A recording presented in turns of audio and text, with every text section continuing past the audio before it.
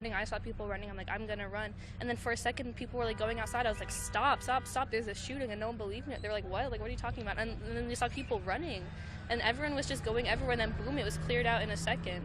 Cause I had like windows at the outside, and everything was just gone. And then I saw them get a guy and put him on the floor, and I thought it was okay. And then I was hearing more shots after that, and that's when I went in the basement.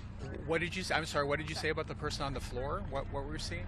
At first, I heard the shots, and then I was waiting inside a building before I went in the basement, and I saw them grab a guy and take a big gun, and then I saw them put the guy in a car, so I was like, okay, it's over. But then I was like, okay, it's over, it's gonna be clear soon, and then I heard more rounds after that, and that's when I went running, because I didn't know where that was even coming from.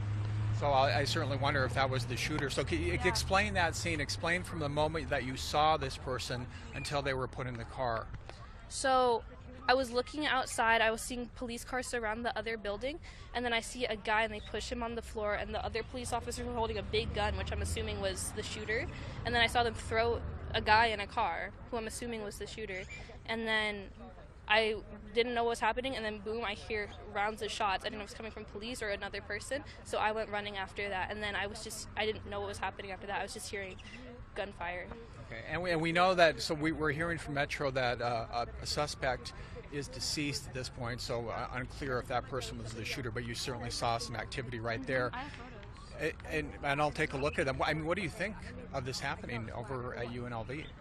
It's weird to have in real life, because you see all these school shooting stuff always, and